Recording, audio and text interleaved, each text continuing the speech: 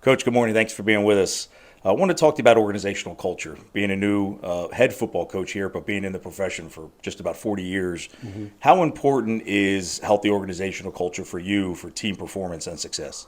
I think it's paramount, to be honest with you, to whatever success you're going to have. I think at the end of the day, getting everybody moving in the same direction is such a critical piece, and really, for a common goal, is no matter what they're doing. Because I think you, you get groups of individuals together, but the common goal of a team or an organization, I think.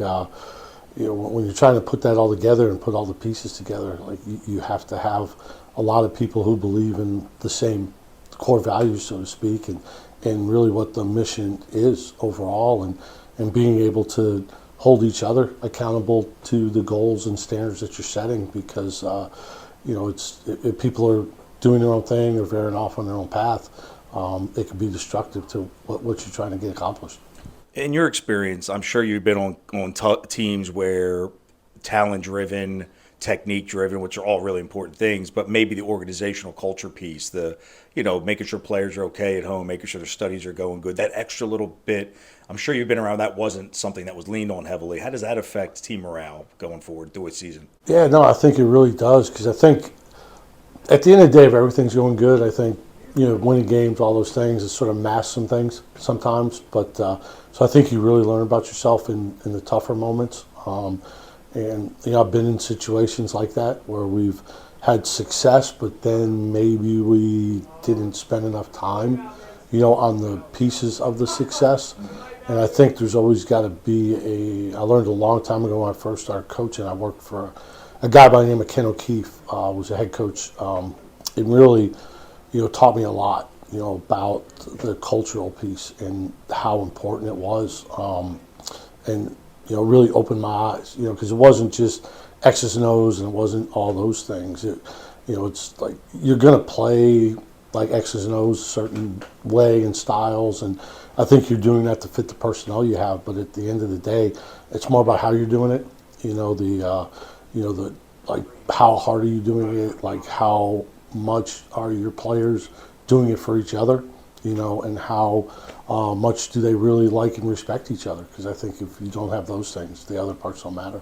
Yeah, that makes a lot of sense. And following up on that, I'm sure your leadership has evolved over time. I mean, you're coming up. I think next year your 40th year. 40, yeah. Yeah, wow, congratulations. That's amazing. Thanks. So I'm sure at 25, you're 35. You weren't the same leaders. 25, 45, 35.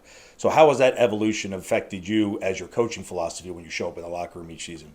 No, definitely. I think no matter how long you do something, how long you always got to take the approach that this is lifelong learning. We can never.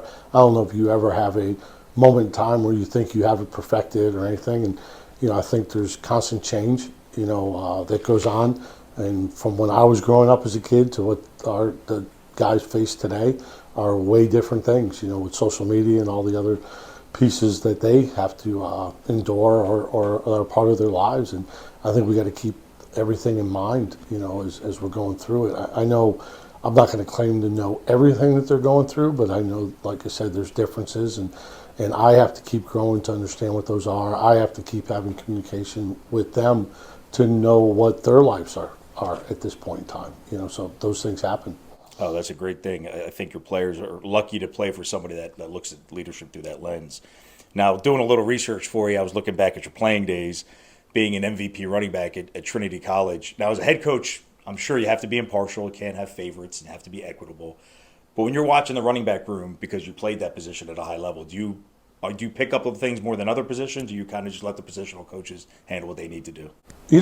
I think my role is to support our coaches, and to interject when I see things. But at the same point in time, like the first week or so of practice, I was just walking around drills to hear the language and communication our guys were using, because I may say things differently, but I wanted to make sure our communication was clear. And I'm a very big believer in that. If our communication is unclear, we're going to create uncertainty, and then if we create uncertainty, we're going to have problems. So, as much clarity as we can have.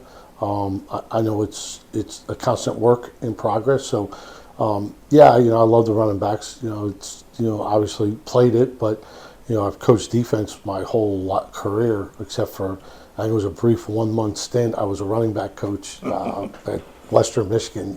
When we were having some transition there, but yeah, it's a fun group, and like all our groups, and I think that's the great part about our team. I think you just have we have a bunch of great people, and I think that's the thing we look forward more than anything.